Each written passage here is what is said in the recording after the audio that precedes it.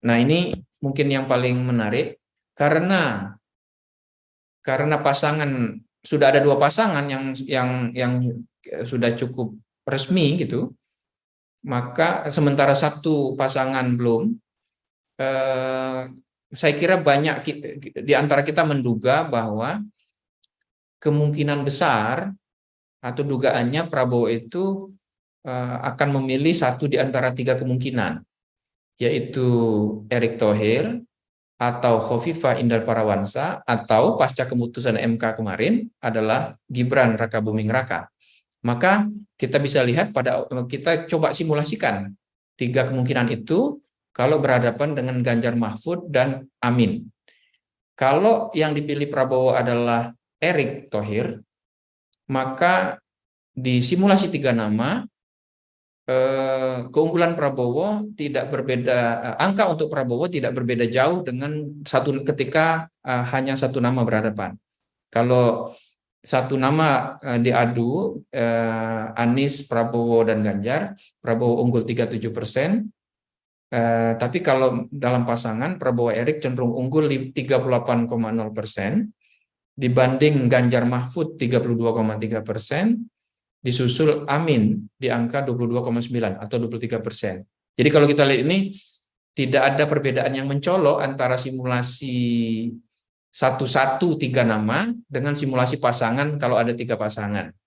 Nah, kalau yang dipilih oleh Prabowo sebagai cawapres adalah Khofifah, Prabowo cenderung masih unggul, tapi keunggulannya agak menipis terhadap Ganjar dari 38 menjadi 36,3%.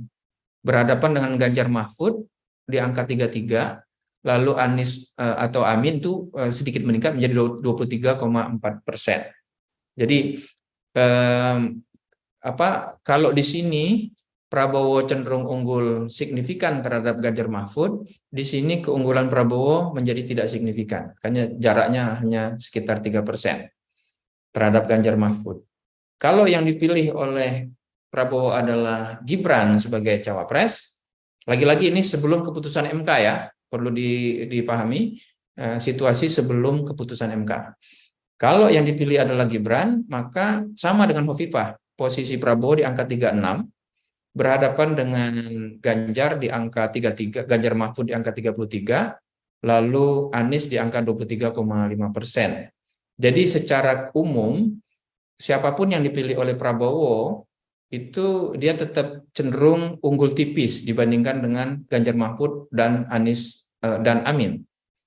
Tapi keunggulannya itu agak cukup signifikan kalau Prabowo memilih Erick sebagai cawapresnya kalau berdasarkan data simulasi ini. Lagi-lagi kita belum memperhitungkan reaksi publik terhadap keputusan MK. Bisa saja angka-angka ini berubah kalau kita lakukan survei setelah keputusan MK.